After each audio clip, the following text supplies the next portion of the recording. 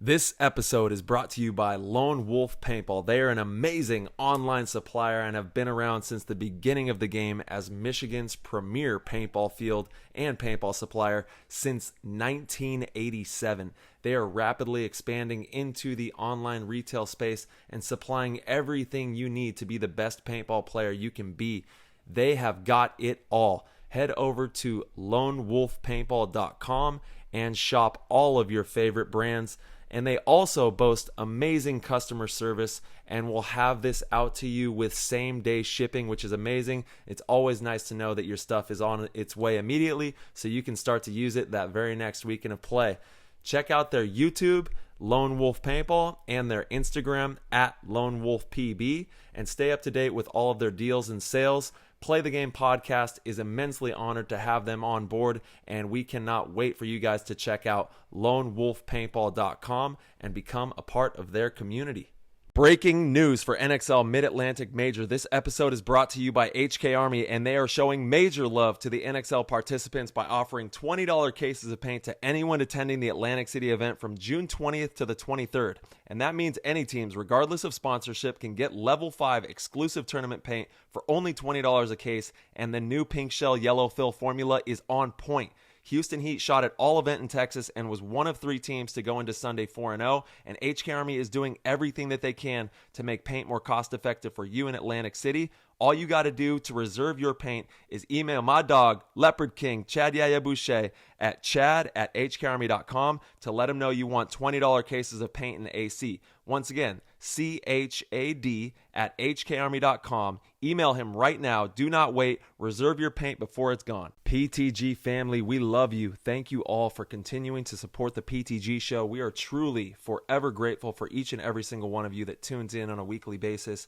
And if you are enjoying these episodes and want to help with the progress and development of this program, head on over to ptgpodcast.com, click the orange Patreon link, and become a member of our community. That's where you can connect with hungry, like-minded paintball players, enjoy paintball 7 days a week in our exclusive chat rooms, and ensure that we can continue to keep cultivating the future of paintball for years to come. It's all love for paintball. It's all love for PTG. We can't wait to see you in there. Head over to ptgpodcast.com and become a member of our community.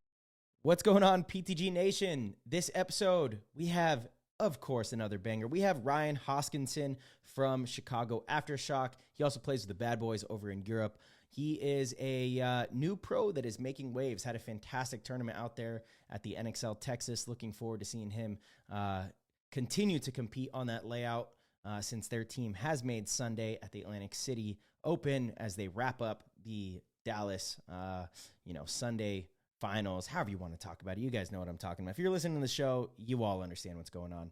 So it's going to be very exciting. And this episode was great. Turned me into quite a fan. What a great mindset, great mentality.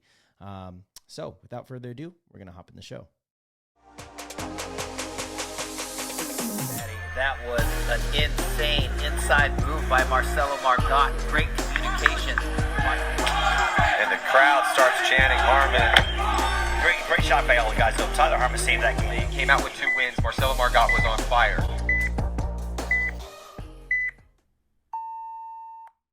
PTG World, we got another one. 252 episode with Ryan Hoskinson, and we're stoked to have you on the show. You just joined with Aftershock. You just got done with a fun little adventure to Europe.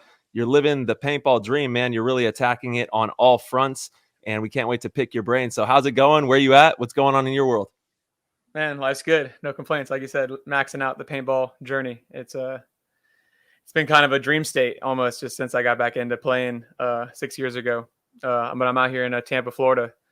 So luckily I got the damage guys at my local field, and being able to go to that field when I just started playing again was that just inspiration on seeing like how to go about being a professional. And it's just been a blessing to have those guys in my corner. They're true professionals, and Jason has an astounding field that they've been just building on out there. Legacy Sports Park, I believe, is the name. Yep. And they've been doing a phenomenal job out there in Florida. So hats off to them and keep up the great work. Yeah, what's it like being in that circle, being a part of the Florida paintball culture? Because Florida paintball has been massive for decades. It's been a hub spot of some of the best talents in the world. So what was it like growing up out there and being a part of that circle? Yeah, so I started. I'm 30 right now. When I started playing, it was like '05, and I played from like '05 to '08, '09. And we had a bunch. Yeah, the scene was pretty serious down here. I used to play at an indoor field called Gladiator, and that's where like all the strange guys used to play, like Yeah. Mike Carthy and Brian Smith and LP. So I was around the scene like early in the game, and then NPPL Tampa. My mom let me skip school to go to. I don't know why, but she did, and I got to see that before I even saw World Cup, and I felt like that event was even more special just because it was right in Tampa. So I didn't really know the difference between that event and World Cup at the time, but going to that event and just seeing all of it was special. And then, I just got hooked from the day one of me playing. I played at, typical birthday party, all that stuff. And then I'm just a competitor. So anytime I see something I'm pretty good at, I want to get better at it. So, I just met a couple buddies at the local field called Orbital, which is just like a rec ball field still to this day. And just started playing. And then I actually ended up playing my first tournament at World Cup, the Young Guns tournament. And I found out that TJ Danner played in that as well against me. So when I was on X Factor for a little bit, we were like, oh, whoa, that's crazy. That's awesome.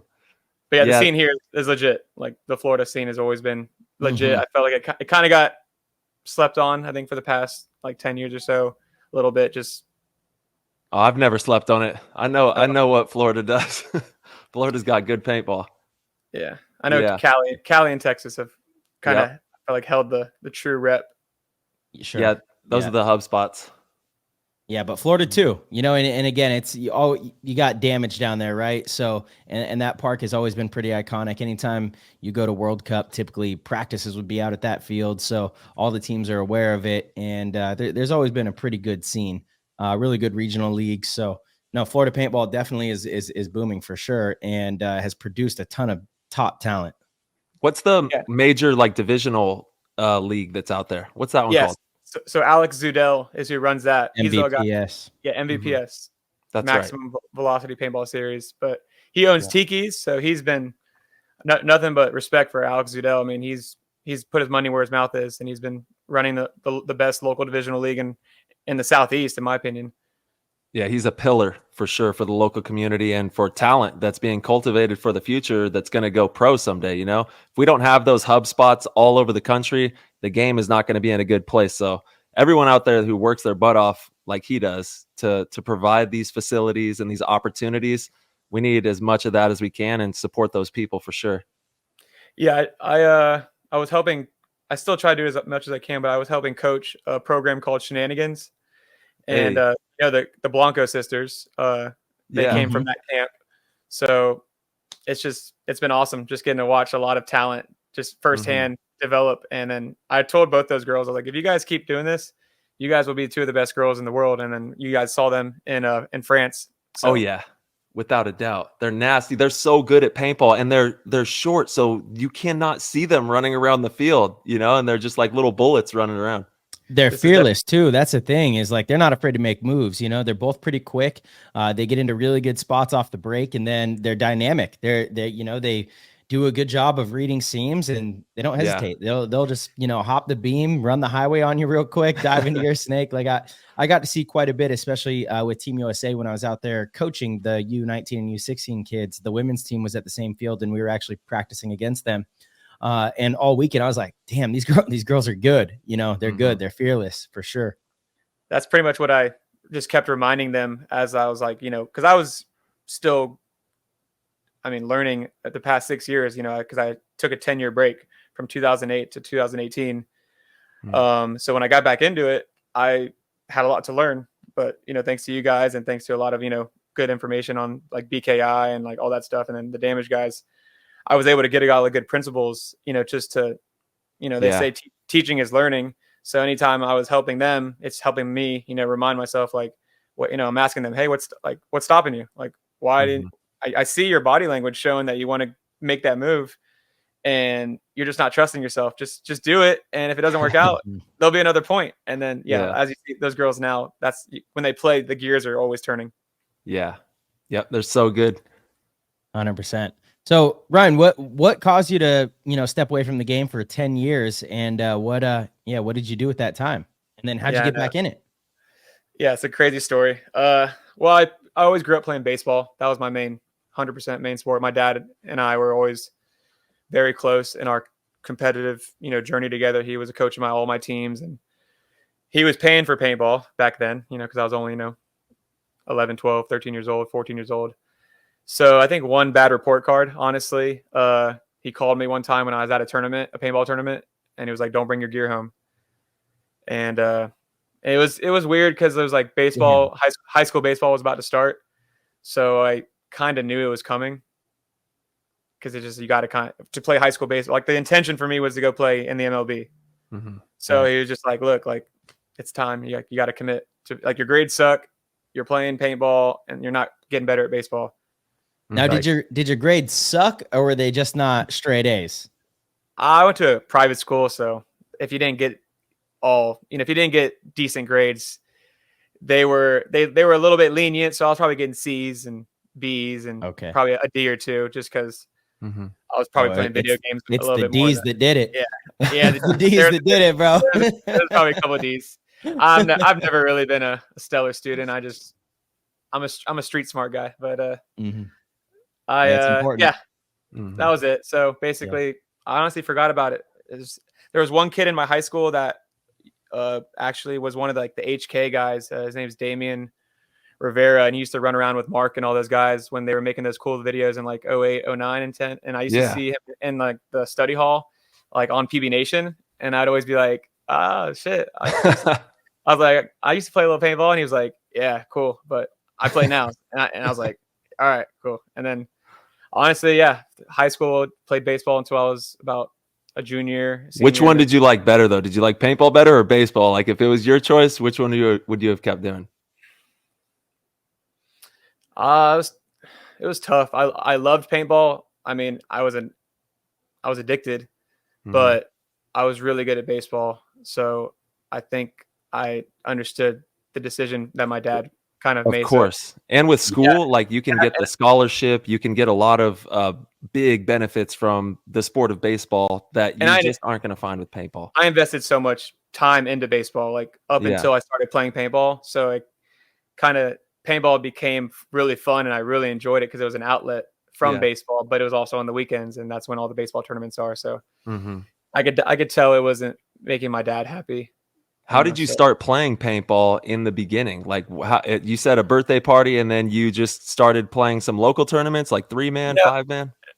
I think my first tournament was World Cup Young Guns. So I went to a local field and met a buddy that had a tent, and it was really hot out, and I was like, "That kid came prepared. Hey, can I hang out under your tent?" And he's like, "Yeah." And then we became really good buddies.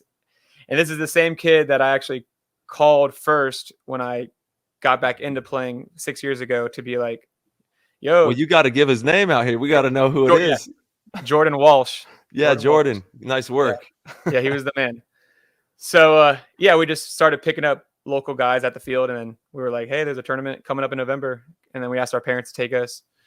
But from the birthday party to that moment, I've always been on the internet, so I just started Googling and being like, "Okay, I need this gun. I bought an Ion, customize that. I started anything I'm into, I just go all in." So it was natural, just the progression towards tournaments, because I've always been a competitor. So it's just I can only have so much fun playing at the rec ball level. So and that's how most of us start. I know I fell in love with paintball because of rec ball, and then obviously once I saw the tournament aspect, I was like, okay, I want to play some of that. But it's one of those games that, even though you walked away from it for so long, it's always a part of you. Like, we have so many people that fall back in love with paintball and are head over heels over in it, right now at this very moment. And from 2020 to this moment in 2024, we've seen, it feels like hundreds and hundreds and hundreds of people that have reemerged back into the game. Oh, for sure. I've personally brought in 6 friends out of just my normal life into tournament paintball in the past. No way. Amazing. So, and one of them was at our 10-year high school reunion, I had a buddy like come up to me. He's like, I see you playing paintball. He's like, I'll kick your ass out there. And I'm like, all right. I'm like, well then come on out. Come get it. Yeah, let's go. And then he actually wasn't bad. And I got him on the shenanigans, divisional line. His name's Luis Dominguez. And then I have another buddy named Mike Tate that There we go. I brought him to Wayne's World, which is like a once a year scenario, like weekend event where you just like camp out and party and do all that in the woods and stuff. Yeah, yeah. So I have a routine on how I reel them in. There we go. I invite them to the fun part, the music festival vibe. And then I'm like, all right, hey, next weekend we're going to go play some one-on-ones. And maybe we need to be promoting at music festivals. Maybe people who go to music festivals also love paintball. Maybe we need to do that. That's a big thing. I think there's a lot of crossover there. Yeah, we I think might just just dive in. and started playing in front of these guys. They'd be like, "What? What?" Yeah, some glowing paint just flying everywhere. They're like, "This is insane. My mind is broken." They would love it. The paintball fit footage looks like a fucking music festival. And it's awesome. It does, dude. Yeah. It's so like visually appealing. I agree.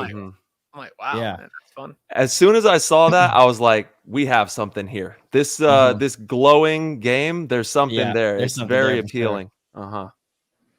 So yeah, I mean, naturally, I just, like I said, I got back into it once a friend came over.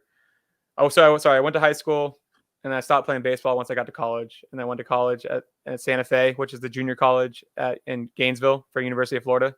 Yeah, I was gonna ask what happened with baseball. You were all in on that. So Yeah. what was A bad coach and just politics, and just kind of killed my mojo. And yeah, I could have fought through it. 100% could have fought through it. But do you mind me asking how so? And I only ask, like, how is he a bad coach? Because I think that's actually an important thing. It's very relatable to our sport. I think there's a lot of bad coaches in paintball as well. I'm not saying at the professional level, but in divisional paintball, you see these coaches that are like so strict, don't quite really understand what they're they run people out of the explaining. sport. Yeah, they do for sure. And it's difficult to find a good coach, and you should really cherish him. But anyway, I would like to know how this coach, So I went to a private high school first, and I was doing well there. But honestly, I think I ran into the grade situation thing again. My parents were adamant on not letting me go to the biggest public high school in town, which is like, it's still a good school. It's just all my friends in my neighborhood went there, and they thought if I went there, I would be like a social butterfly and not focus on school, which, I went to a private high school and made just the same amount of friends, but I was able to play baseball there immediately. And I was doing well there, but it was a very expensive school, and my grades were, like I said, I was just getting C's and stuff. And my parents were like, yeah, this is pretty expensive for you not to it was a college prep school. So like you were more there to get ready for college. Athletics were somewhat important there, but at like the public high school, athletics were like the real deal. So the baseball team at that public high school, when I transferred over there my sophomore year, had already really been set in. Like all the kids had been playing AAU with this coach in the summer since like 6th grade, 7th grade. So honestly, I just wasn't good enough to outplay the politics that had already been set in. Like I made the team. I thought I was one of the better second basemen on the team. And the coach just was like, yeah, you're good, but the team's set. These kids have already, he didn't say like these kids' parents have already paid me, but he's been exposed for a lot of that over the past decade of paying to play. And then I could have transferred high schools again and chased it, but I was just really happy to be at the high school with all my good friends that I grew up with in my neighborhood that I never really got to go to school with because my parents made me go to a private high school, which I'm very grateful for going to a Catholic high school from kindergarten to 8th grade. I understand why they sent me there now. It's just in the moment when you're a kid, you're like, why can't I go to school with all my friends that like I'm actually hanging out with when I'm not at school? But once I stopped playing baseball in high school, I did a men's league. I joined like a wood bat men's league. So I was still trying it, but then I went to college, and I just honestly just enjoyed college as I maxed out my college experience, which I respect any kid right now playing paintball at our level, trying to do the college and paintball journey. Cause like, I just remember how distracted I was with enjoying myself, especially being at like a big school, where there's like the college football Saturdays and stuff like that. It's there's a lot of distractions. So my hat's off to any kid going through that part of their life where they're do I enjoy my youth, or do I go maximize this paintball momentum? Yeah. No, that's a struggle that so many face, and you just have to like stay steady. It's so difficult too, because every day there's some different thing pulling you in some direction, whether it's socially or just like, you want to also live. So basically, I'm 30 now, so I was 24 when a buddy just came over to hang out and then asked me to go play paintball. I don't know what made him ask me that. Dr. Doug Arvanitis, he's the chiropractor for Tampa Bay Damage. He used to play for Raiders back in the day. He's always been around the Florida scene. He's a very well-known chiropractor. Anytime you go to his clinic, it's all paintball jerseys. Like he deals with all athletes, but it's all paintball jerseys all over the wall, which is Sick. awesome. Yeah. So he called me one day out of the blue in college and asked if I wanted to buy a gear bag. And I just was like, how much? And he's like, well, it's $1,000 and it comes with a Lux 2.0. And I was like, I don't even know what a Lux is, but I was like, okay, sounds good. And he's like, well, the gun's worth $1,000. And then the gear bag here's a mask, pants, tank, hopper. Like he just was like, take this gear bag just in case you ever want to play again. You don't show up to the field and have to rent gear. So I bought it. And then I just put it in my closet for like a couple years because I was still like right in the middle of college. So I was like, okay, thanks. Yeah, appreciate that. And then a buddy came over when I was out of college and just asked if I wanted to go play. And I was like, oh yeah, I got gear in my closet. I was like, yeah, let's do it. I went and played, still had fundamentals. Like I still knew how to like shoot and reload. And like, I still had some fluid motion. And I was like, okay, that was fun. I shot some people, snapped some people out. And then I hit up that same buddy. I was like, yo, you want to go next weekend? He's got like 3 kids. He's like, nah, man, that was my only Saturday off for about 2 months. So then I called Jordan Walsh and I was like, yo, Jordan, long time no see, talk. Can I buy you a case of paint and we'll go to the local field and play. And I just want to pick your brain. Like, cause I was like, at that point I knew I was like, the bug was like, creeping into me. Got you. And I just wanted to know, I was like, is CFP still a thing? Like, is there still like, is paintball still like popping? And he was like, yeah, it's still going on. And so I went to CFP the next weekend and I didn't have a team. It's a tough field. Legacy now. So Legacy Sports Park. I went out there and it's a team oriented field. So when you're out there by yourself, it's tough. So I just started shooting poles and running around and just kind of being patient. Yes. Actually, talk to me about that because that is something that a lot of people struggle with. They don't have a team. They want to go play paintball. If you go out to the field, you got to essentially have, 5 players to run around with. So how do people navigate that? What's some advice that you have on that? Yeah, it's a tough, and not everyone's, social and very, confident, or they don't know where to start. So I assume if you want to take this competitive journey, if you have that competitive itch in you, you go find somehow you go on Facebook and you go, okay, what's the most competitive paintball field in my local area?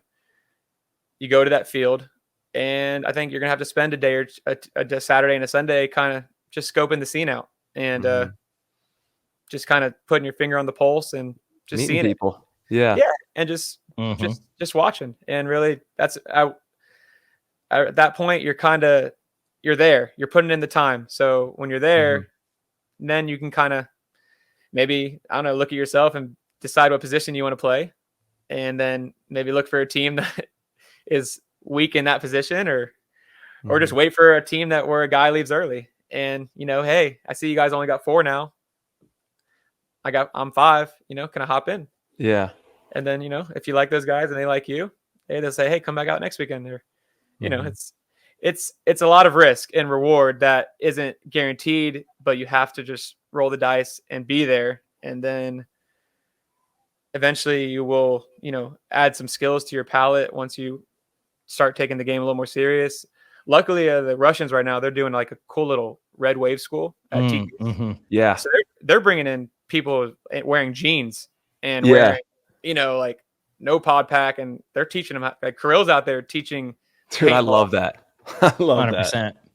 So like that's pretty special if you have that available to you. But not Also, every. like Facebook groups, for those fields Yeah. and stuff, going in there kind of socially saying, hey, I want to come out and I'm all by myself. I want to play some paintball. Any advice? And I'm sure there's going to be people who say, yeah, come out and run with us, or hop on a couple points with Yeah. us. And you can start to build that local paintball family, essentially. I see a lot on the Central Florida paintball discussion board on Facebook. People just like that all the time. Hey, I just moved to Florida, thinking about playing paintball again. Where should I Mhm. start? And then there's 10 comments within 30 Yeah. minutes. People go above and beyond to help. People want to see you out there playing paintball and having a good time. It's one of those really special sports in that regard where it's very inclusive. We want everyone running around, shooting some paint and having the time of their life out there. Anytime. The hardest part is just getting the people there. And Yeah. then there's not one person that goes out there and just leaves like, oh, that wasn't fun. I mean, Mhm. unless they just completely get, tarnished and just punished and bullied to the max. Which, Well, yeah, that's not okay. First of all, and anytime that's happening out at the field, you got to shut that down like immediately and let oh them yeah, know it's just not going to stand here at this paintball field. yeah. I will say I played with Steve Aoki, and he was like, he played a couple points, and then he was like, "Nah, man, I ain't doing that." Not for me. Yeah. Did he get shot or did he shoot anyone? Or I can't remember. a I don't lot of people honestly. get shot in the neck and then they're like, yeah, that's it. Like I didn't No, want. nothing crazy even happened. I think that he was just like, no, this isn't for me right now. I'm not going out there. And then me and Borgor, who's this DJ, and Waka Flocka, we ran around with like Brandon Short, and they had a great time, but Aoki wasn't having it. I think I've seen Aoki go play with Dan Bilzerian. He has been going a lot more recently, which Yeah. is awesome to see. So he has been going back out there, but like I think that was the first time he ever saw it, and he was kind of like, to this moment right now, I think he was on tour. He probably just left some shows and stuff. He's chilling. He's He was like, probably still feeling the night before. yeah. He's like, I'm not playing this right now. But yeah, I love to see that he's out there. He's balling, and Dan, he's got his own field at his house, so they're having fun. He needs to blow them bunkers up properly, though. Anytime I see videos of it, it's like half deflated bunkers and Yeah. stuff, and it's nighttime. You can hardly see them. Like, what kind of paintball are they playing over there? Yeah. Dude, they got everything but the blowers. You just need the deal, Yeah. Hit them up. I know he can afford a nice Milwaukee blower. There's no doubt about that. Oh Yeah. God, I he's think you crushing get it it. right. And that field is cool. It's like all blacked out, the beautiful grass. It just looks amazing. Mm-hmm. I'm sure there's some girls filling pods for them. Oh, you know it. That. You know it. Yeah. So talk to us about how it got really serious within the last 6 years, and like what that journey has looked like for you. Pouring everything that you have into the game, and now you just got back from Europe. You're doing a lot of really cool things in paintball. You were on X Factor for a moment. You're on Shock now. So I kind of want to dive into that. But how did it get serious, and how did everything start to really take off again? Yeah, so I kept showing up, like I was just talking about. I kept showing up to CFP, and just that's why I knew I had to just keep doing that. And then, like one day, it was literally right around Atlantic City. So the last time Atlantic City was a tournament, the layout came out. There was a team called the Tampa Bay Jits, the Jits. They were out there, and Damage was out there too. And I was like, okay, so like I saw like this team called SRP was out there. So I finally started getting to see like who was who, like which teams were like organized and all that. And then there was a group of guys that were really good, and they didn't have jerseys. And I was just like, who are these guys? Like, why aren't they like these guys are kicking ass? And I was like, I just watched them all day. I'm like, man, these guys are good. Like you could tell these guys have been playing together for a while. And it was a group of guys like, called the Killers. And they just weren't really truly nationally organized. They were just playing World Cup. A few of them were like old school D1 players. And so their ranks were kind of all over the place. But they were planning on playing World Cup D3, and that was in November. And then this time was Atlantic City. So this was like June. And I watched them the whole day, and at the end of the day, they only had 4. And they said they needed a body. I was right there watching, standing there. I'd watched probably 60 points that day of how to play the snake. And they were like, "Wait, we need a guy," and I was like, "I'm ready." And I jumped on the box, went snake off break. I already knew the habits of the kid that was it was Ricky Smith. I already knew how he was going to come out when he got in the snake, and I could tell like he just always dove in and just came out immediately on the wire. So I beat him there. I posted on the wire, shot him, first kill, crawled down the snake. I think maybe I got like another kill, and then that was it. And then after that point, their coach at the time was this guy named Dan Moore. He's like the assistant coach for Tampa Bay Damage right now. The guy with the long mustache. You probably see him in the pits every now and then. So he was like, "Hey, bud, good job." And I was like, "Thanks."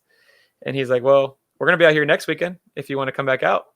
And he got my Facebook info. He messaged me later that day, and we became really good buddies ever since. And I'm forever grateful to Dan Moore for just that little bit of I just needed that. Yeah. Like, that's all I needed, just a little bit, an inch in the door. And I knew once I got around these guys, I was going to, learn from them and just spar with them. And so this guy, Smitty, you guys know Smitty, right? Yeah, Smitty. Yep, of course.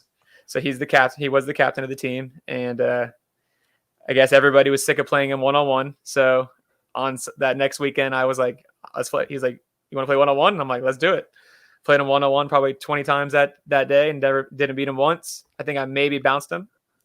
And then he was just like hyped because he had like a sparring partner, because the rest of the team was just like, whatever. Space. Yeah. Yeah, he's crazy. Yeah, one-on-one's great. And then from that point on, important. Oh man. Yeah, so I went to World Cup with them so I just kept, every weekend showing up every weekend. World Cup came around. I still wasn't ready to play, but they put me on the roster, and man, these guys were so good. I could tell we were above our league because we were winning like 2-on-5s, and like I was like, man, these guys are really good. And I played 1 point.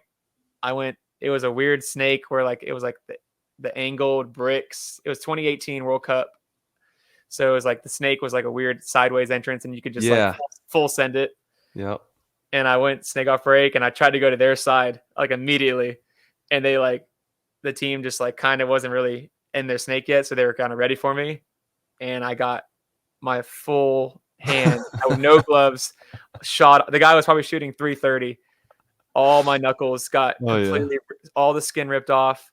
I came back into the pits like couldn't even hold my gun. Mm-hmm. And that was my only point for that tournament. But we ended up getting third in the tournament. It was awesome. And it was like 70 teams in D3 at the time. So I was like, man, I could tell like these guys are good. But it's a great camp to be around and to learn and cultivate your skills from, for sure. Yeah, they were OGs. I could just tell off the rip. Like the damage guys respected them. They just, for whatever reason, these guys just couldn't really get organized to go play national events on the full circuit.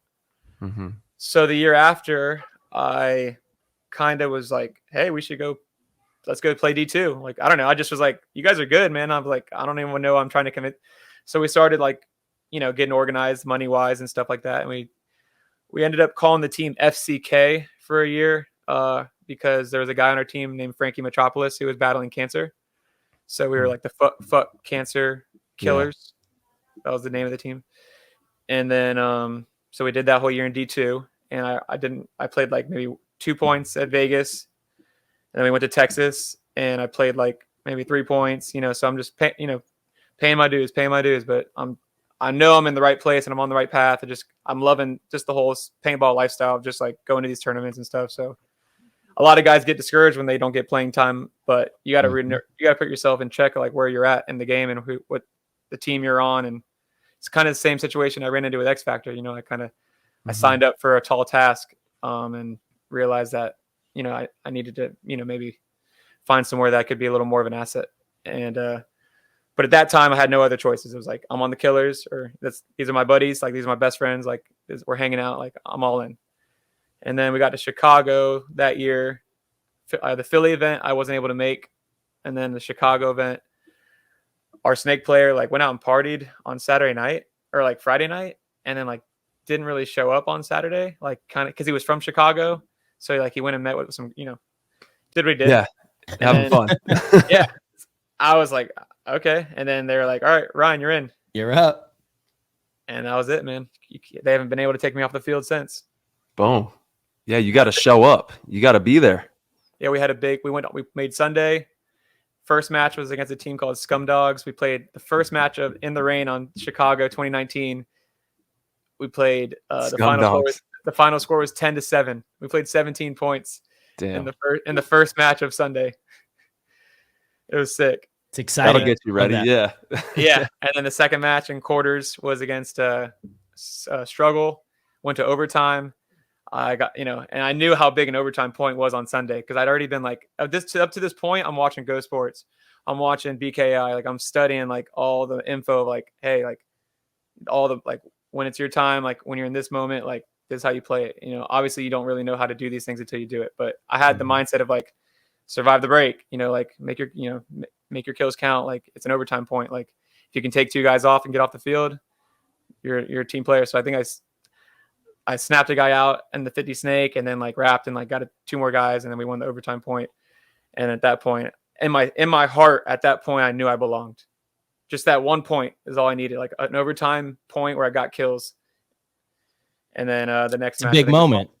Yeah. It was huge. That's what tells me a lot about young players. When I'm coaching or selecting players for Team USA or, whatever it might be.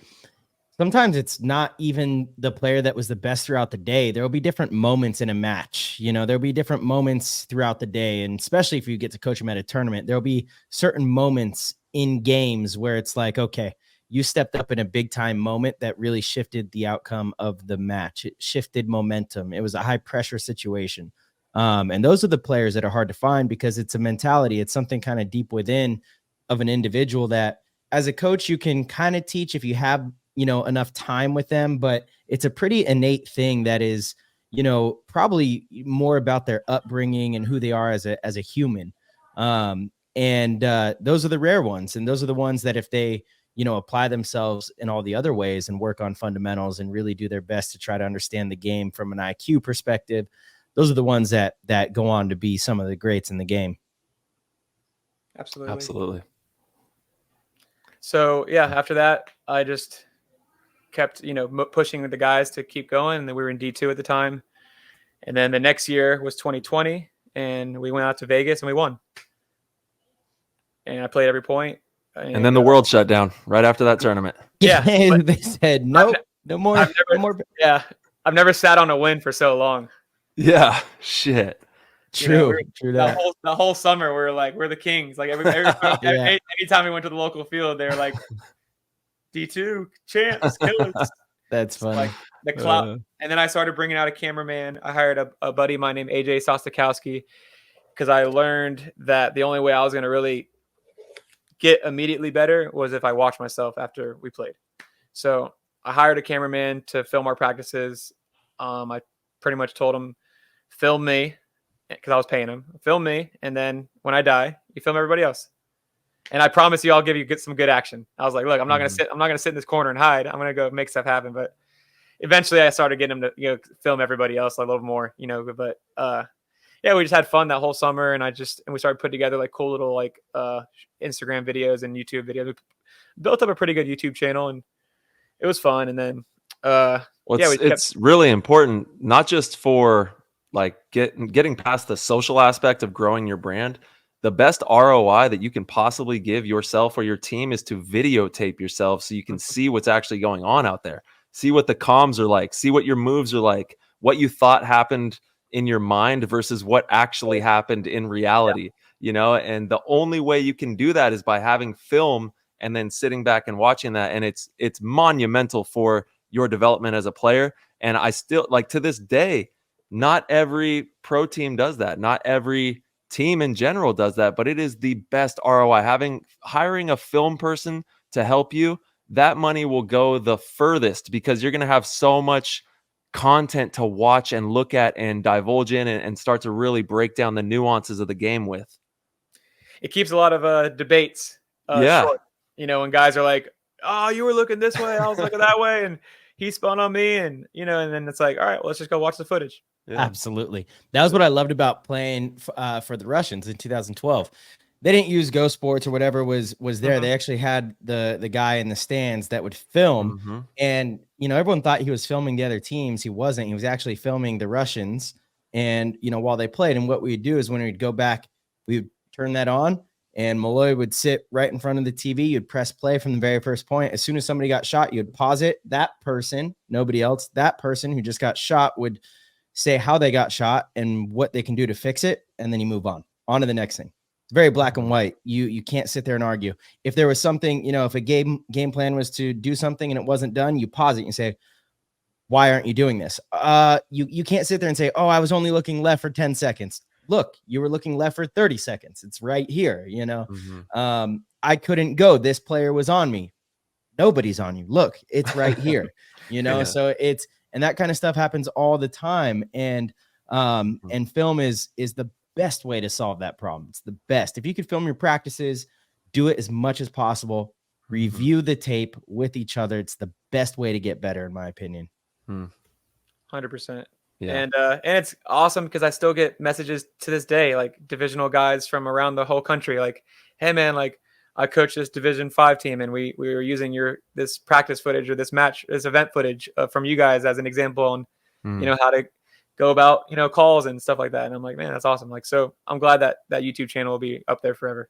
Yeah. And honestly, what you've done is inspirational as well to thousands of people that are tuned in right now or across the country and the world playing divisional, saying, I'm going to attack this, and making that your goal, putting in the time and effort to show up and wait around 60 points for someone to get tired and fall out. And then you're like, hey, I'm right here, and then just making it happen. That's what you've done. You've made it happen. You haven't sat around and waited for somebody to say that this is going to happen for you. You went out there and you created it. So that in itself is inspiring for a lot of people and shows your work ethic. Of course, in regards to your YouTube channel, is that something that is still around that people can watch? Yeah. Killers Paintball. Killers Paintball. All right, check it out. Boom. That's awesome. I'm willing to bet that's why Todd Adamson, and it appears as if, from the outside, it appears as if he's kind of taking you under his wing a little bit, coming from the Killers, getting you involved with Aftershock. He's done nothing but speak very highly of you, getting you involved. I believe he helped with your situation overseas, but it seems like you guys have like a very good relationship. And that's the type of person Todd is he likes people that are willing to put in the work. He's old school in that sense. And everything you're describing is kind of old school, show up to the field and be the first one there. If you get 2 points, fine, but you're going to be there until they let you on the field, and you're going to show that you're dedicated to trying to get within, in that organization. Mm-hmm. Absolutely. Yeah. So Todd and I met the World Cup of 2022. He was coaching the Fems and he came to CFP or Legacy, and obviously I knew who he was. I just was like, wow, that's Todd Adamson, legend. Mm-hmm. I didn't even know he lived in Florida. I just, I don't know. I think I assumed he was from Chicago just because of Aftershock and all that. And then obviously I knew who the Fems were because, Tammy, she's always been a legend, especially when I was awesome. When I was a young kid, I was like, man, both of them are amazing. Like, yeah, but the Fems Fatale girls were hot. Like, I remember that as a kid. I was like, when I was going to the NPPLs, I was like, wow, those girls are, because they were going to the Angel tent, and I was like 13. I'm like, man, I want to go hang out in there. If only you got good grades, you would have had a different kind of D's. I think those two D's would have been double D's. I wouldn't known what to do with those. Where's your drums at, March? Where's it at? just hit him. But so I met Todd at the local field, and getting ready for Cup, and we needed a coach. We tried to do this whole thing with the Killers, like we made it all the way to D1, getting like 3rd and 4th place without a coach. Like, we were right there. We were trying to go pro, but I'm like, none of the guys had anyone that they wanted to coach. And I really didn't have anyone to come coach us because, it costs money to go get someone worthwhile. And then I went and I asked Todd, and I was like, he vetted me. He called some people, called Joey, I'm sure, and called some other people that were like, hey, who are the Killers? Who's this kid, Ryan? Da-da-da-da. And then he called me one day or hit me up on Facebook in that offseason in between Cup and the 2023 season. And we just talked on the phone for hour and a half. And he picked my brain. I picked his brain. And he was like, look, I don't want any money from you guys. I have plenty of that. But if I'm going to give you my time, you have to respect that. Mm-hmm. And I tried to explain that to my guys, and I'm like, man, like, look, we have Todd Adamson coming to coach us for free. Like, this is a dream come true, you know? And I felt like throughout that season last year that I felt disrespected in moments where I was like, man, like, they had stuff to say, but they wouldn't say it to him. They would say it behind his back. And I'm like, man, say it to his face. Like, this guy, he's heard everything in paintball. There's nothing he can't hear and deal with. Like, so I did feel like a little upset sometimes because I went out of my way to acquire a legend like Todd, like not just any coach. Like, I went and got Todd Adamson to come coach us, to take us pro. And, you know, we were close. We probably could have done it this year, but I made the decision that I wanted to take this journey a little quicker because I just turned 30 and I felt like it was time. And I was going to do so before Aftershock was even a thing in this off season, I told Todd, I'm down for whatever you want to do. You just got to find a pro spot to buy. And the 2 pro spots that he was trying to buy, the deals fell through, and it was getting kind of mid-December-ish or early December. And so I reached out to Ryan Brand because when I played Europe last year with Austin FSU, we practiced at X Factor, and I had a good practice that weekend. And Alex Martinez came up to me and was like, hey man, I don't know who you are, but I like what you got going, and let me know if there's ever an opportunity. And I told him like, hey, I run a team. I just got Todd Addison to coach us, and I'm about to go play Europe. And with the rules, I can't play pro in Europe, you know, because anyone in paintball, if Alex Martinez came up to you and was like, hey, I think you should join my team, like right now, they would do it. And out of respect, like that's a deserving opportunity for people that get that. Like, anyone should do that. Like, I don't care who you're playing for. Like, if you're playing semi-pro, like, or anything divisional, and X Factor is like, hey, you should come play with us, they should do that. But I had a lot of stuff on my plate with going to Europe with FSU. Marky Franz was already the pro. So I was like, I knew that. And I wanted to go do Europe. I didn't even think I was really ready for pro. I wasn't. I needed to go do Europe 100%. So I'm glad I did that. Great time last summer. And then, yeah, and I had a great year with Todd, with the Killers. And the one event, Todd couldn't come. Guess who has come coach us? Billy Saransky. And it's like, I mean, like such a good experience all year. So I told Todd, yeah, I'm down. Let's do something for pro. Because we started playing ICPLs together, and I got to know him a little better throughout the year last year. And because he lives in Fort Myers, which is, pretty close to Tampa. And he was up in Tampa quite a bit, visiting his daughter that goes to USF. So we always went to dinner and stuff when we could.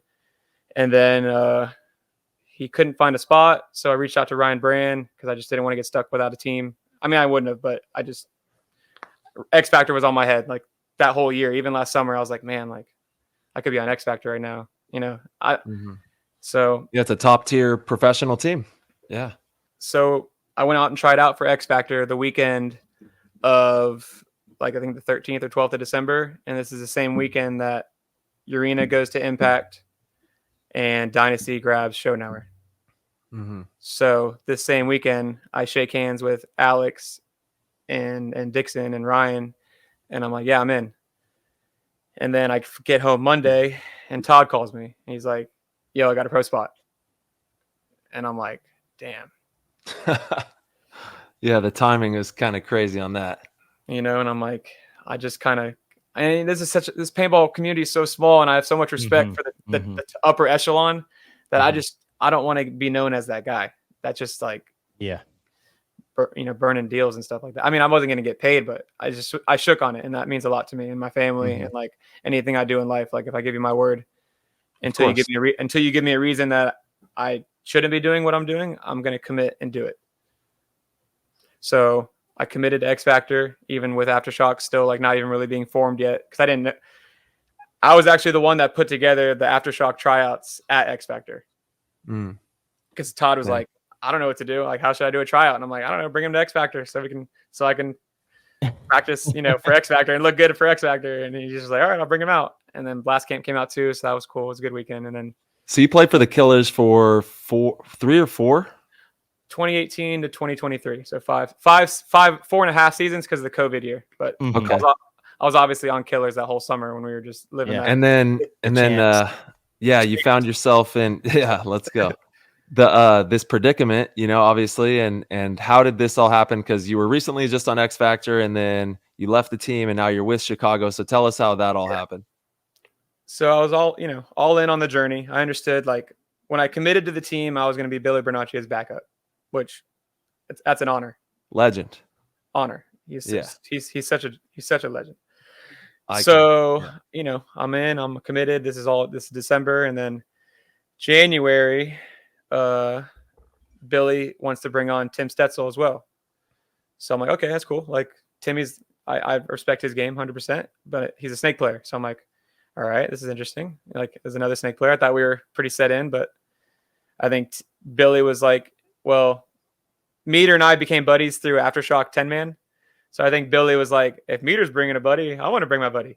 And Timmy's been like grinding like his whole life, like under Billy's wing. And so it's like 100%. I get that. So we brought Timmy on, and then that same weekend was the Aftershock tryouts. So Timmy and I both, made the team again that weekend. And then they were like, all right, we're calling Axel. And I'm like, okay, that's another snake player. So, I'm not one of the best right now too. Axel's been playing lights out. Yeah. Dude, that battle between him and Malloy was insane. It was nuts. It was nuts to watch. That was a pretty fun matchup. Yeah, luckily I got to play against both of them this past week, or that weekend. So I got my money's worth out there. Yeah, sure. yeah, you got a taste there. I remember one of the times, I think it was Malloy or Axel. I remember they put a really good shot on you in the quarterfinals. Was it the quarterfinals? Do you remember what I'm talking about? It was Axel.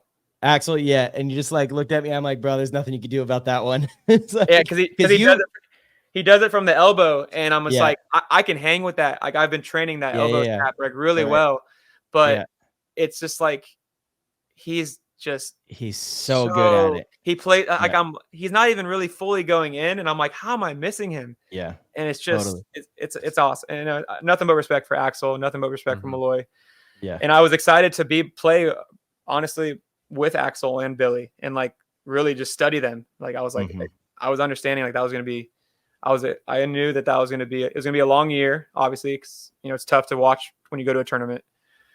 But I figured maybe I get a shot. So I started playing. I tried to go play Doritos in middle and just tried to find a way on the field. I tried to just do what I could because I knew that Axel and Billy were going to be going, at it for the snake spot. Oh yeah, 100%. And you, by the way, you played really well out there. No knock on the bad boys, but you took them a lot further than I think a lot of people thought they should have went. And you had some stellar moments in that snake. I appreciate that. It means a lot. And that was a great time playing with those guys. And I'm excited for the next one because I taught them quite a few like little calls that, we have over here in America that I think will elevate them within the middle of the point. For sure. So yeah, with X Factor, we went to Vegas. I didn't play a point, but I practiced up until that event with them in points and practice. So I felt like I was going to play, or at least I felt ready to play, but I didn't play. So I was like, okay. In X Factor, the way they play their tournaments are low point games. So it's always like 3-2, 4-3, It's like super long drawn out points, which I respect. It's definitely a style of play, but it's hard for Ryan to put in guys that he's not 100% on. For sure. Yeah. So it was tough, but do you think something needs to be done to the format to speed it up? What, like if you win a point in a minute 30, you get 2 points? Oh, I love that idea. Yeah. I proposed like 30 seconds at first. And then I said, maybe even if it's a minute 30 is a little long. 30 is just reckless, I think. it is, but like imagine how many teams would open up with a super fast. I like a minute too. 30 again was my original. I don't know how often you listen to the show, but that was like what I first was pushing. Then I was like, a minute would be sweet, so it would actually be part of the game, and you would like see a lot of fast points. Yeah. No, I don't miss an episode. Just so y'all know. Hey, let's go. Oh, that's amazing. Thank you, brother. Appreciate that. Thank you, man. Damn. And here you are now. You're on the episode. Let's so you run listen to this one. I might let this one read it for a week or two. I know they're tossing around the idea of having, Ty, you've tossed this around too, of the shot clock, because big news, but ESPN is going to be recording one of the finals here, and that's pretty massive, and there's talk of trying to change the format just for that game so that it's exciting. My thoughts on that are, okay, if ESPN has agreed to do this, They're already interested. do you not think they've already watched our games? They're already interested. So now we want to just say, let's try something. Let's try to throw something in there. And the idea that I really don't like is a shot clock situation where if a game goes over 2 minutes or over 3 minutes, the point ends and you restart. And the reason I don't like that is because, games get real interesting in that 3-on-3, 4-on-4. That's where all the juice is in those. Yeah. And you create a potential to have a 0-0 game at the end. Like, what if each point is like slow and then all of a sudden it ends and it's like, okay, reset and it's 0-0. Viewers would be like, wait, what? No one scored anything there. Yeah, we can't do that. I hope we don't go down that path. I'm happy where we're at, bro. Honestly. And honestly, when I went back and watched footage from when I wasn't playing, like that kind of 10-year run, I'm grateful I didn't have to play with the W. The big W. The W was big dumb. It was the big dumb. It just dumbed down the game so much. Like, it's 4-on-4. It's 4-on-4. Exactly. Sometimes 4-on-3. And that was what made like a really good W players. If you got up there undetected and you could shoot one and then trade. Of course. The Mick pick too. The Mick pick too. Exactly. But it was so boring. We're past it. I know. I think it was JT. I love JT. Shout out to, one of the greatest sponsors in the game. But they posted on their Instagram. They're like, who thinks we should bring the W back? I was like, hell no. Absolutely not. Don't even take this question back, guys. What are you doing? Yeah. If anything, let's take some bricks. Let's take some of those big bricks away, and that's about it. Other than that, I think the layouts have been fire. Agreed. Yeah, Jason does a great job. Really they've been really fun. I'm over this layout that we've been playing for 2 months now, though. Oh, it's the never-ending layout, dude. I know. It's crazy. It's been at like every regional event, it's crazy, which is telling too that, again, I think we have a good formula where I prefer 2 weekends of the layout release, but whatever it is, what it is with 1 weekend. I love that about our sport. I think it's such a unique thing that each tournament is this different story, and these teams have a couple weeks to really prepare and get ready and strategize on this particular field. And that's what you're showcasing, rather than if it was the same field for a full season or forever, like, in basketball and football, whatever. I think it's a very, special thing of our sport. Well, get your favorite thing, blind layouts. Blind layout. I know. Here we go. So hold on. Before we move past the ESPN talk, that's major. Yeah. That is huge. That ESPN is going to be filming at Atlantic City, from what I understand, and they're going to be airing paintball. So I don't know if it's like written or finalized, but everyone's talking about it at this point. So I'm pretty sure it is. Yeah. Everyone's talking about it. Let's put the pressure on ESPN. Yeah, exactly. That's what I'm saying. Like, every paintball player needs, and you know what? Actually, I truly believe that part of this is from the work all the paintball players have done on social media. When ESPN and them post about it, paintball players show out.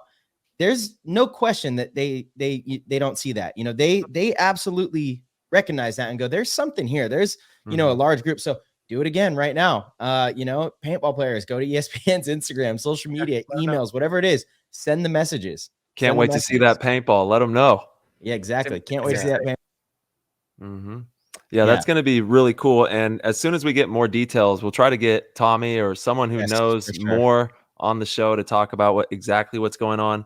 But from what it sounds like, we're going to see some activity in Atlantic City. I'm not sure if it's going to be the NXL Texas or the NXL Atlantic City layout, but we'll see.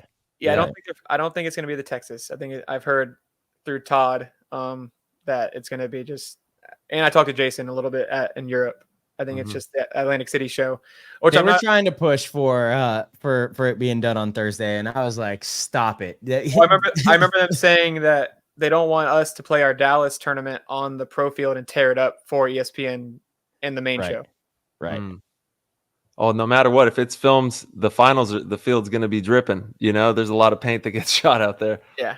Yeah. I think the grass and stuff is what they were talking about. Like, of course, tearing up the landscape. Yeah. I'm sure they'll clean it up and make it look all nice and have it dialed.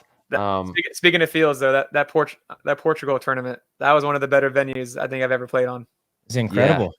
It was absolutely incredible. I wish it was bigger so they could host, really big NXL European events. I think they only have 2 fields. They might have a third field, but driving up to it, you felt like you were in a tropical kind of jungle on vacation. You're right. Yeah. I mean, it was truly incredible. I was like, damn, it was fun to be at the field, and that's what I love about some of the European events is it's fun to be at the field. You enjoy it through and through.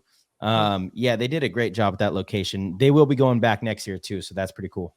Yeah. The turf was just brand new. It was plush. Like, yeah, I didn't have one knee rash. I dove snake off break every point. Other than that, if I didn't go snake off break, I went corner. But I dove every point off the break, and I had not one rash anywhere on my body. It was awesome. It was a great field, and it was flat. So like the snake shot wasn't there. I got shot once, I think, because Colombo did like a dead zone knee shot, which it landed like in between my back. So it wasn't like a kill shot, but it was a good shot. And other than that, that snake was free all weekend. I think you got eliminated, so sounds like a kill shot to me. Yeah, but you never know. Might have bounced off a beam. Yeah, you never know. Yeah, it was strange. The field played quite a bit different. It was so hard to shoot the snake runner. It seemed like everybody was making it. Even though like when I stepped out there, I was like, we can shoot this. I don't understand what's going on. You could. Yeah, maybe. Jason could. Jason Edwards. Yeah, like there's some guys that they got it. They got that drop. So you got to tell us how it ended with X Factor and then how it started with Shock. How did that all happen? So layout weekend, you were there, Tyler. Mm-hmm. Remember for sir, Dallas? I do. And Friday, like I said, I was playing Doritos and middle because we were just doing like it was us, Heat, Impact, and Infamous. It was a great practice. Yeah, it was awesome. Friday was great. We were really just doing just mix. We weren't doing matches. We were just doing the mix, 7 points or whatever, and then we switch. Mm-hmm. So, I was doing my best trying to play Doritos in middle. And then at the end of the day in our last set, remember, it was just us playing to finish the day. Mm-hmm. Alex came up to me and was like, yo, we picked you up to play Snake. Go play Snake. So I know you probably don't remember this first point, but I for sure do. I went Snake off break. I made it unseen into the Snake. I got greedy. I tried to go all the way to your side, and you being 6 foot, 10. Yeah. Got the drop. You got the drop on me when I came to your knuckle. Remember? Yeah. I came around. Yeah. And if it was anyone but you, yeah, I sneaked to your side and get a 5-pack. Yeah. So I was like, damn it. I blew it. So then you had the right intention though. You had the right intention. But I got greedy. I could have I heard Ryan talking in the middle. I could have stopped at Snake 4, popped up, blew Ryan's back up, took him down. I think you might have Yaya in the middle too. So I could have got a double middle kill, coulda, woulda, shoulda. Mm-hmm. But I could tell that you guys had no idea I was in Snake. So I was like, let me just take what I can get. And you guys were giving, I could tell the guns were north and the voices were north. So I was like, okay, let me just go. And then, you got me. Just luckily, saw a little piece and shot. Yeah. Yep. And then I went Snake off break, like a point after that. And you shot me off the break. And then the last point of the day, I know you won't forget this because I said, get out, kill Tyler Harmon. Yeah. we had our snap battle down the wire for like that whole point. Mm-hmm. It was sick. And then so that was my last point of the weekend. And then Saturday, Sunday, Friday after that, Ryan was like, hey, you're a Snake player. We have Axel, we have Billy. He commended me for trying to go play elsewhere. But he's like, on Saturday, Sunday, we're doing matches, because we did those 8-minute matches all day. Yeah. And he's like, I need to spin the guys that are going to play. So I was like, okay, obviously, I was bummed out, but I was like, I understand. So Saturday, Sunday, I didn't play a point. I just filled pods all weekend. I still tried to be the best teammate I could be. I filled pods as good as I could ever fill them, and I made sure my guys were clean and just tried to be a great teammate, which I felt like I was. And and then Todd asked me at the end of the weekend, how to go. And I was like, well, Friday went good. And then, Saturday, Sunday, I didn't get any points. And I understand it from Ryan's perspective. Like, if you don't plan on using a guy, you don't spin him. So I don't know. I went to dinner with Todd Monday night because he was flying out of Tampa to go to Dallas a little early. And we went to dinner, and he told me he says, I need you. And they don't. and that's kind of what I needed to hear. I got used to being the man on the Killers. You know, at every point I play every point. You know, so it was. I thought I could handle it, but it really did kind of eat at me that I didn't even get to practice. Like, I understand if I don't play at the tournament, but for me not to get any reps in practice where I could possibly, you know, prove that I don't deserve the points at the tournament, it was just tough to kind of swallow that. So Todd was like, "Hey man, I need you." And I was like, "I'm in." And that was it. And I called Ryan that night, and as a friend, Ryan Brand was like, "Yeah, man, like, obviously I want you on my team because I know you're going to go help another team. But as a friend, I want to see you grow. And I think it's the right decision." Yeah. Ryan is one of the best dudes in the game. He's such an amazing guy. And I think that, you know, you're going to be able to develop really well with Shock, and you have a hungry group of players that everyone wants to win. Obviously, you guys have all come together with the common goal of making that happen. And the squad is hungry. Yet. It's not molded yet. So like, we're still like getting cohesiveness, and like they didn't do really well at the first event. And then I come on the team and we do well. So now I kind of feel like I'm a part of the rebrand, you know, or the revival, or the, you know, just the. Yeah. Have you played Snake your whole entire career? Snake side. Yep. There we go. Yep. Nice. So yeah, that was it. I remember when you came out, and first time I really got to watch you play was when you guested with the Missouri All-Stars and out at the WCPPL. And like after the first point, you turned to the pit and started talking shit to me. And I was like, "Who's this guy?" I'm like, "Okay, let's go." You know, I like it. I like the fire in a young player, you know. For sure. Yeah. Had to sick my boy Ben on you. Now kind of teammates. Well, yeah.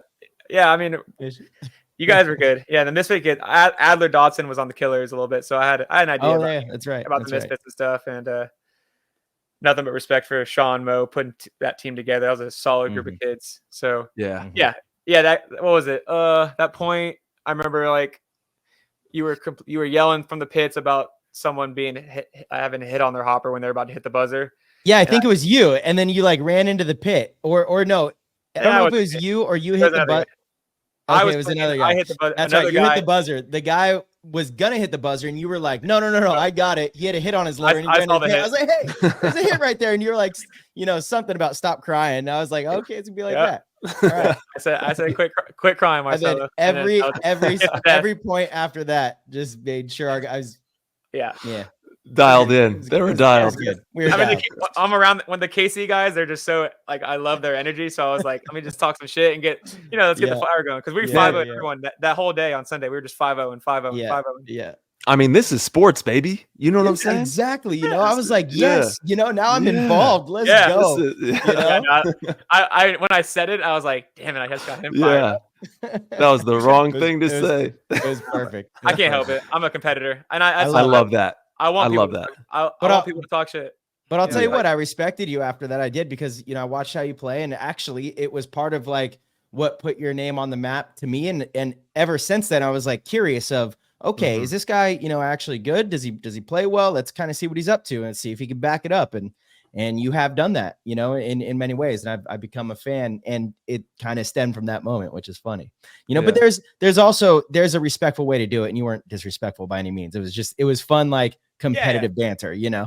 It's all respect at the end of the day. I have nothing but respect for you and Tyler and just all the top level pros. I have respect for all pros. Anyone that's a pro player, I have respect for you. But at the end of the day, I want to engage with the top players, and then they think I'm a top player, and then mind games. It's just. Hey, speaking of top players, is that a Leo Smotrov shirt? Yes, sir. Oh, that's awesome. Yeah, shout out to our boy Leo. I just saw he launch that brand, and we gotta show some love. Hosky went out and bought a damn mic tonight for the show. He's sounding crispy on the ones and twos right now. Let's go. Facts. And check out the YouTube. You got some jerseys in the background. Got the lights. I got some paintball trophies, and then I also I race go-karts with my dad. That's kind of what we do together now. So I got some go-kart trophies up there too. Yeah, man. Yeah, that's sick. Yeah, thank you for bringing the crispy mic on the show. All the listeners love it. Appreciate that. And for all future guests, take notes. Yeah, it was only the mic was $100 and the stand was $130. So nice. Beast. It's a tax write-off for your YouTube channel. You just gotta, now you use it for the YouTube. Gotta monetize the YouTube channel Yeah. first. Yeah. Speaking of that, have you thought of, I think that story, and I get it. There's two sides of it. Newer pros, they don't want to be the ones that are like filming everything and trying to make this show about them. They want to just kind of do the work and focus on getting better. And I totally get that. But our sport is just not in that phase. We need everyone on deck. And a story like yours is actually so compelling. New rookie, your background history in the game to finally like earn the spot, be traveling overseas and guesting with these teams. If you were to share the lifestyle of that, I think that's something that, non-paintball players can really relate to. And I really wish more, players would take that upon themselves to do so and just put out content. Again, everyone says, what should we film? How do we change the game, the format, the this and that? Stop it. Let's just share the lifestyle that we live, because it's what has made all of us fall in love with the game. And the way to do that is, tell the stories, take video, do a good job on Instagram, social media. Like, in my opinion, that's how we continue to grow this thing until a more polished version can be done. Yeah, I do my best on like Instagram. I do like Yeah. Tyler follows me on Instagram, but Marcelo's he's too big league for me, so he don't follow me on Instagram. But do I not follow you? That's easy fix, bro. That's You got to drop the handle so people can give you some follows. A funny story. When I got the follow from Tyler when I was in Spain, I was out partying a little bit, and yeah, I could tell. I read Tyler's message, and I was like, okay, hell yeah, like this is a big moment. I was like, let's take some shots. I get to be on PTG, and I was like, yo, you ever gonna write me back? There it is. Man, all right, follow. Young Hosky, follow back. Boom, done. Wow. Done right here. We made it happen here on PTG. Hey, you gotta make it happen in life. That's asked. Oh, I gotta share a story because I basically begged somebody to follow me in England. Shout out to Ethan, one of the Lucky 15s guys. But it's real funny. So we were talking about photography. He brings a camera everywhere. He takes really good photos. And I realized he didn't follow me. And someone brought up him not following me, and I'm like, why? And he's like, dude, I had to unfollow you. And I was like, did I do something wrong? He's like, too many boomerangs. I'm like, are you serious?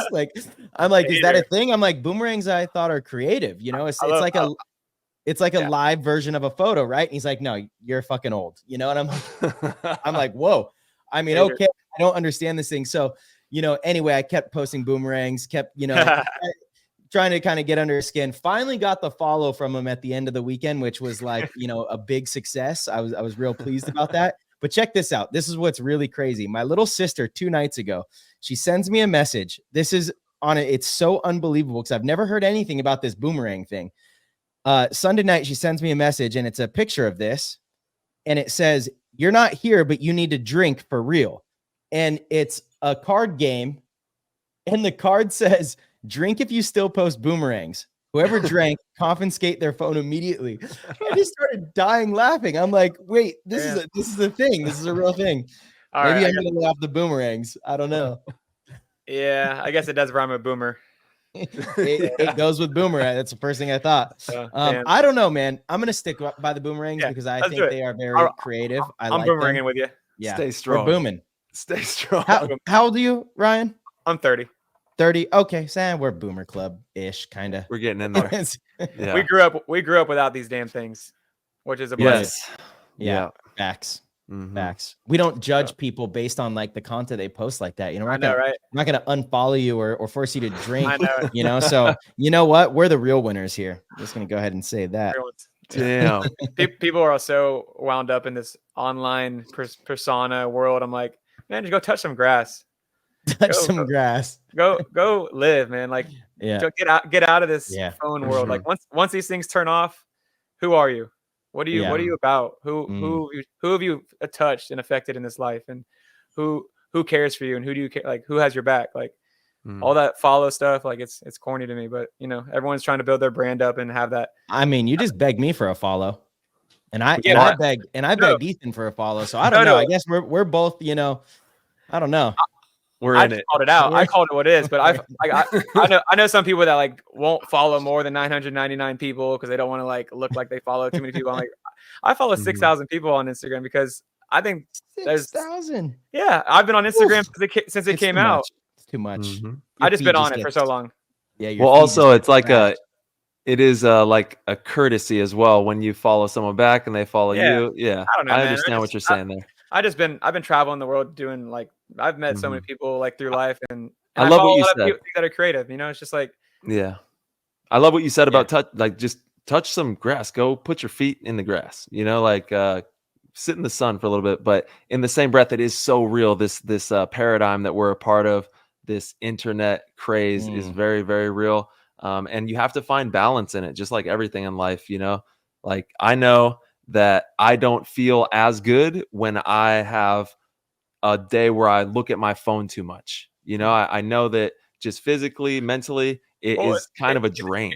it's a tool though. Like it's It a tool. is a tool for sure, It but really is it's a balance. for Big sure. time, Yeah. big So time. Yeah. I'm on it all the time. I'm not saying I'm not, but it's nice to know how to work. Like that day when I didn't have my phone, Yeah.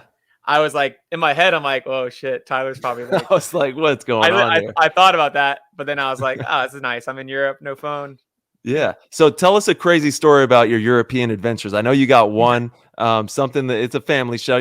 So tell us something crazy that you did out in Europe or something fun that you But did. it's a out wild family show. there. It is a you wild know? family show. The Yeah. Adamsons, they're characters. They're such Yeah. characters. Yeah. So basically that night was probably my most rough night, just because I lost my phone in the taxi, after partying Brutal. and all that. So Yeah. that was probably, but it was just me and Tia that went out that night. Todd and Tammy just called because we drove from Portugal to Madrid. It was like a 5-hour drive. So Yep. they were pooped after that. And then, yeah, so that was a good night. Everything else from that point on was pretty smooth sailing. We went to a really nice beach town at the end of the week in Portugal called Peniche. And we stayed at like a really nice Marriott on like as a golf course type of like resort. So like There we go. it was like just pimping. Todd and Tammy, they know how to do it. So that whole week was just us traveling, eating like around Madrid, eating nice food. So we did some sightseeing. It wasn't. We went one night we went clubbing and I got them to smoke hookah. So that was like my wild. Like I made them get a little out of their element. They don't normally smoke a little hookah. So that was like a European vibe that night. But yeah, no, the whole week was smooth. It was just honestly just a good paintball trip with a paintball family, and then we did the paintball thing, and then we got to go do like a real trip out of it. Yeah, and you just got back a couple days ago or a day ago. So you've been on the adventure. Yeah, and then I'm going to ICPL Thursday to go play There with we go. Aftershock. So it don't Amazing. stop. That's it, dude. Keep playing as much paintball as you possibly can. That's the name of the game right there. And before we let you go, I do want to dive into guest questions. We've got PTG World, the Discord chat. They're excited that you're on here, and we got a couple people with some questions. We got Verb in the house. Shout out to Verb, and he's always out there in Texas snapping some of the most epic shots ever. He's wondering your favorite food and favorite place to eat. Yeah, and he's a big foodie. He says he knows that you know where the good food's at. Yeah. In Tampa, I'm a big fan of Cuban food, so like just getting like Cuban sandwiches and then getting like really nice like black beans and white rice and pork. We got quite a few spots. There's a place called West Tampa Sandwich Shop. That's pretty well known in town. Like anytime like a celebrity comes to town, they usually pop in there. And then I love Italian food. There's a place called Bella's that I go to probably once a week and get a big old pasta and then end it with a raspberry creme brulee. Bam. So yeah, no, I'm always into the food scene. Anytime I go to anytime I'm anywhere in the world, I'm like, what's the coolest place to eat here? That's why you travel, for the food. Yeah, and then I run snake off break so I can eat as much as I want. Yeah, that's it, dude. Just to balance out all that work. Nice. All right. We got T. Stancil. Hosky, imagine you stumble upon a magic lamp in one of your many travels. The genie grants you 3 wishes. You can use all 3 or give one each to Marcelo and Tyler. Also, have you ever thought about paintball on the moon? Wow. Going for it. Yeah. See. I wonder what kind of beer he's drinking tonight. All right. So if I had a magic, wait, won't repeat the first part of that. You got Yeah. 3 wishes. Three wishes. Yep. You stumbled on Okay. a genie that grants you Got 3 it. wishes. Okay. First one is to win World Cup. Ooh. Second one is to But what if you like win World Cup and you only played 1 point? true that. Like, why wouldn't it be the skills Yeah. to win World Cup? Well, the talent. at the end of the day, I'm a team player, so to be a part of a team that wins World Cup. But yeah, I know. I'm Okay. I'm a guy that wants to play every point. I get that. I hear what you're. I pick up what you're putting down. Second wish would be to. I'm just going to help you here and let you know that the question also said that you could possibly use all 3 or give 1 each to one of us. I'm just going to put that out there that it is in the question. I'm gonna hold on to these. Nice. Nice. My second one is to stay fit as Slava forever. There we go. Straight You know, up. Slava, I was out there wheeling and dealing in Europe. It's gonna be crazy. It's so cool to watch him. He's sick. So yeah, fitness. Have Slava's fitness for life, and then win World Cup, play every point. That'd be cool, I guess. Or just win World Cup and be have Aftershock be revived to the fullest. And then the third one would be You got 1 wish left. What's it going to be? Yeah, This is one it. wish. For paintball to be in the Olympics. Damn, that would be sick. Dope. Yeah. Yeah. Super dope. That's major. Yeah. And Nice- then nicely obviously done. playing on that Yeah. team. Of course. Well, you didn't wish for skill in the first one, so you might I be got riding that. the bench Yeah, on the Olympic team. I'm gonna put in that work. I love it, dude. Those are great questions. Gotta earn it. Gotta earn it. Yeah. So I want to know, Shock's obviously getting ready for the Mid-Atlantic Major. What have you guys been doing to prep for that? And what do you guys got going on leading into the event? Yeah, we're gonna go to X Factor and practice them. So that'll be nice and spicy. Yeah, well, there we go. Next weekend I'm going to go, not this weekend, but the weekend after, I'm gonna go play the WC again. So that would have been that's the weekend before layout. I think Corey's coaching as well, and I think A-Rod's I hear A-Rod's gonna be playing with the Bastards Okay. because his Yeah. points line up somehow, some way. So yeah, Wow. Okay. yeah, Shock's been kind of, we've been talking a bunch and just staying in touch as a team, but we're all pretty spread out. So yeah, we're staying on it. Todd Martinez does a great job of, keeping the camaraderie, and the energy flowing through the team chats. And Yeah, he's the like man. that. Love yeah, Tizzle. so it's been an honor to play for him. For sure, he's one of the most legendary players of all time. Todd, and his energy is on 10. He's just the best, dude. All right, we got Billy. He's wondering your most teachable moment in paintball. And this would be my last question from the Discord. And thank you to everybody who shows out in here, putting questions out here for our guests to answer. Thank you. Teachable, like a moment that I was taught enough, the Right. most. Okay. Mhm. Yeah.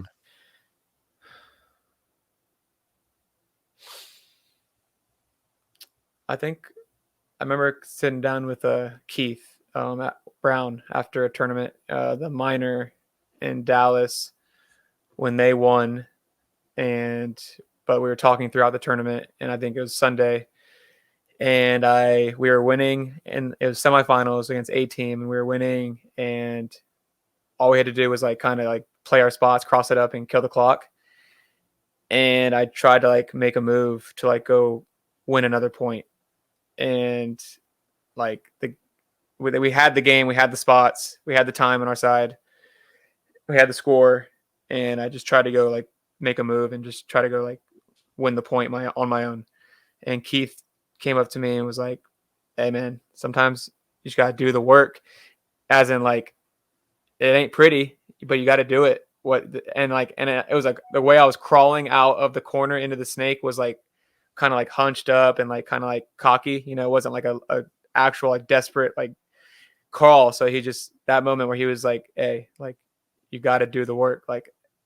Through every moment of the point on Sunday, especially You always got to add that extra 5-10% to like guarantee that like, you're doing your job at your full effort. And it's like that stuck in my head forever, just because like it was just like I remember that moment, just me being like, oh, I'm gonna go. I know where everybody is. I'm gonna go, and I just got clipped, just like high in my rib or something, just like a sloppy death when we're about to go to the finals.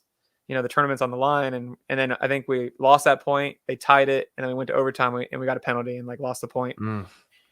So I just was like, yeah. And then Keith saw the whole thing because they were there watching. And then, I have so much respect for Keith. Like he's definitely taken me under his wing big time, because we're the same exact age, but in paintball years, he's pretty much my godfather. So yeah, he's a beast. He's so good at paintball, man. And Keith is elite. And now now we're going up against each other in about a month or 3 weeks. Yep. It's the way it goes. Till your idols become your rivals. All right, brother. My last question from the Discord is from B. Roberts. Ryan, do you feel like your amount of reps in Dallas was a result of your effort and understanding on the layout specifically, or more about your fitting in with the team and their play style on any layout? Do you anticipate your playtime in AC to be similar to Dallas? Of course. Yeah, no, I definitely anticipate my playtime to maintain. I watched a lot of paintball that weekend in Dallas or in San Antonio, so I got to study how the snake was being played, but I really only played the snake 3 points. Those 3 points I described to Tyler at the end of Friday. But it's one of those snakes where it is what it is. Like you get in, you keep if they're in it, you don't let them come down it. And then when they're not in it, you go down it. And it's kind of paintball principle. I mean, you get wide and you go down the field. Absolutely. So I think when I showed up on Wednesday for my first practice with Shock, we played the Russians. We went out to Giant Party, and that was my first, look with the team. And we did 2 15-minute matches against the Russians, and I played pretty well. And Todd Martinez was like, "All right, like let's do it." Like, because Todd Adamson vouched for me, obviously, to get to that moment. And then Todd Martinez was like, he knew who I was, but he hasn't seen me play like that. So I just think that for that Wednesday, I played pretty well. And we beat the Russians in the first game, and then we lost to them in the second game. And then at the end of the day, I showed up to the tournament like it was just another tournament. And Kyle Berry and I were talking about this last night. Him and I hang out quite a bit because we both live in Tampa. And he's like, man, like honestly, like some guys just don't have it when the lights come on, and you really can't. Like you were saying earlier, Marcelo, about like when kids just have those moments. Like some people are ready for that moment because they've been thinking about it, dreaming about it, breathing it. It's just in the gym. Just like I've always been someone that I want the lights to be brighter. Like that's when I really like my hands will dry up. Like I don't get clammy hands when the lights get brighter. Like that's when I really want all the responsibility to like have a big moment.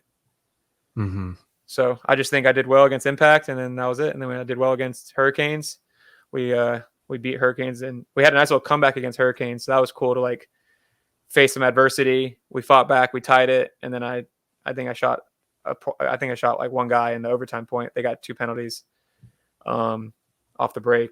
And it's like so funny because like my overtime points recently with the Killers have just been so unfortunate, like just silliest things. So like when I saw the flags go up on the other side of the field in an overtime point, I was like, oh, I just felt so much relief crawling down the snake. Yeah. I popped up, and the last guy was like, I just did like a desperation move through the middle, and I blew him up and then hit the buzzer.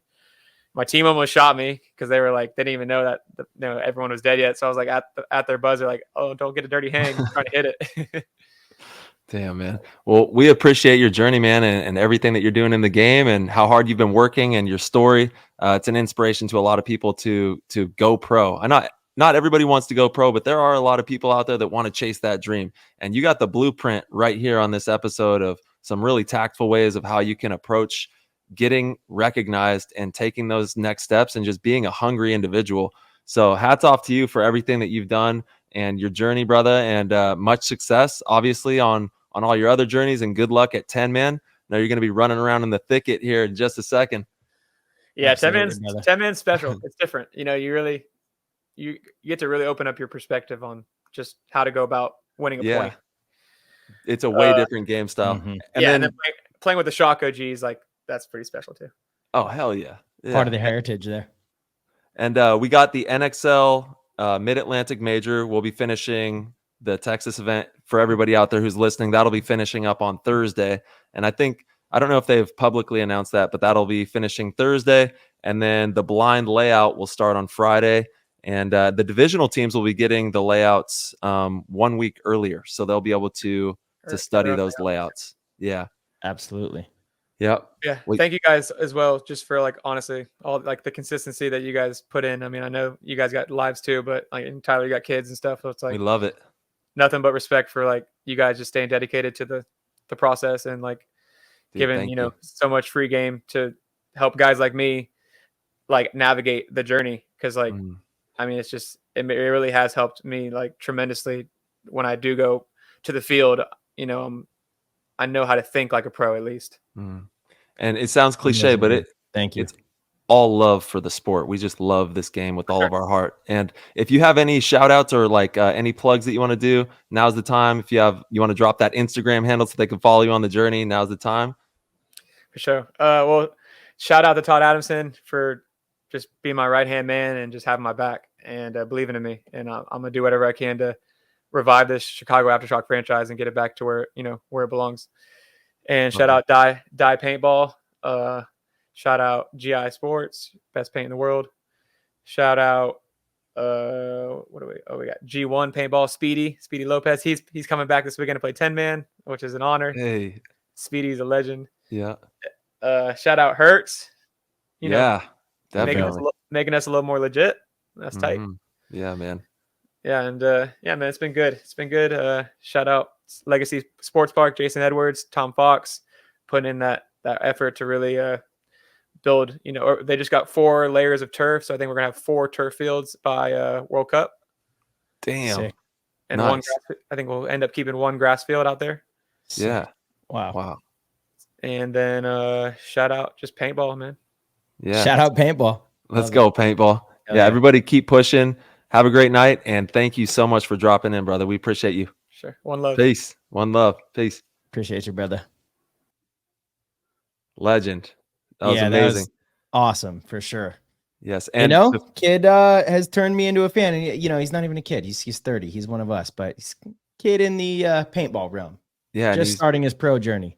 He's crushing it. He's got the right mindset, and that's half the battle, is having that mindset. Absolutely. And before we sign off here, we just want to let y'all know we have a crazy PTG Hormesis collab headband. There's only 30 headbands ever done, and we're dropping them in the GOAT party tomorrow night, Wednesday. That is Wednesday, May 29th. So if you do get a chance, you want to join us in there, that is the only place that they will be available. And I'm not sure they're going to survive to the public. We will see. After that, they'll be available to public, if any survive. And then, join us for a GOAT party tomorrow. We're going to be having some fun. Also giving away a signed World Cup Houston Heat TH12, one of my personal jerseys as well, just to the general community. So if you want to, you can even sign up for free and possibly get it. If you want to throw $1.99 at us, chip a coin in the bucket, we would appreciate it. But we are just grateful to have this community, and you can join for free and be a part of our amazing community. We love everybody in there, and we can't thank you all enough for supporting this show. Absolutely. Well said, Ty. Yep. We're going to have some fun. It's going to be a party tomorrow. Can't wait. GOAT parties once a month. They're some of the best. Lots of great insight. We get to talk about stuff that we don't usually talk about on the main show. There's always some great news, some juicy news, as they say, that gets dropped. So excited to see everybody tomorrow night. And again, thank you all so very much. Yes. Thank you for tuning in. Have a good night. Peace. Peace. All right, everybody. Thank you guys so much for tuning in and listening. If you enjoyed the show, please head over to ptgpaintball.com. Click the orange Patreon link in the corner and support the show. We greatly appreciate it. We have tiers as low as $1.99 a month. That is nothing, guys. It'll give you access to the Discord, where you get access to the players chat and get to mingle with the entire PTG community. We have tons of different pros in there. Tyler and myself are very active, and it's an amazing way to support the show. We also have amazing other tiers. If you want to be one of the best, want to be a GOAT, sign up for the GOAT tier. It's the greatest way to support us. And each month we do a private live stream show one-on-one kind of thing to where it's just the GOATs, and Tyler and myself will bring in some special guests every now and then, but you get to ask us questions in real time, live on the air, and you get lots of inside juicy news that we don't share on the show. So, as always, we will see you guys very soon.